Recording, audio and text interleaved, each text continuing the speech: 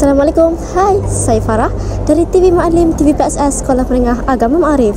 Sekarang saya berada di Dewan Sultan Mizan Universiti Malaysia Terengganu sempena dengan Carnival Discover UMT 2025. Nak tengok apa yang menarik di sini? Jom sama-sama ikut saya meninjau.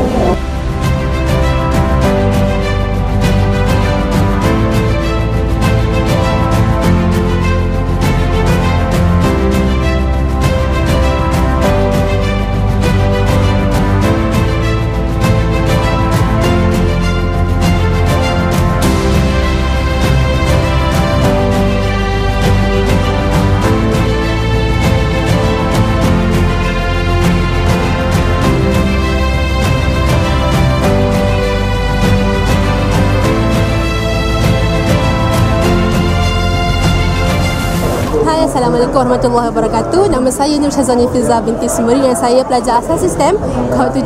Kajian saya adalah tentang sebuah pokok.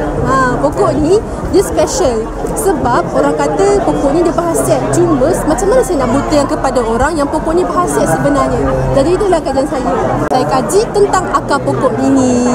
Itu ringkasan tentang kajian saya. Okey, apakah nama bagi projek saudara? Jadi inovasi ini bernama Sirahpedia.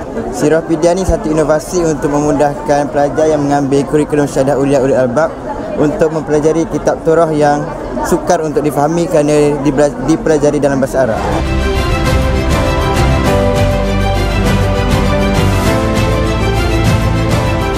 Okay, pertama saya ucapkan tahniahlah kepada pasukan SMA Ma'arif kerana berjaya menyertai program ni.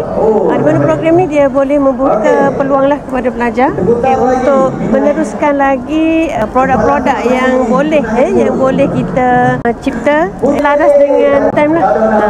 Okey, saya sangat mengalu-alukan kedatangan anak-anak sekolah Ma'arif daripada Besuk, terutama daripada pusat asas sistem. Okey, so saya mengharapkan daripada Carnival Discover UMT 2025 ini akan beri perangsangan atau perangsang ataupun ilmu tambahan kepada anak-anak untuk mendapat tambahan ilmu bagi menyambung pelajaran pada masa akan datang.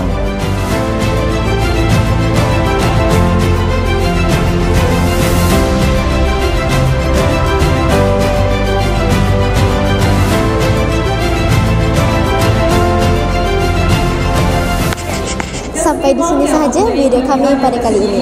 Sekian, saya Farah bersiaran untuk TV Ma'alim TV PSS Sekolah Menengah Agama Ma'arif. TV Ma'alim, ilhamku, inspirasiku. Bye. TV Ma'alim, ilhamku, inspirasiku.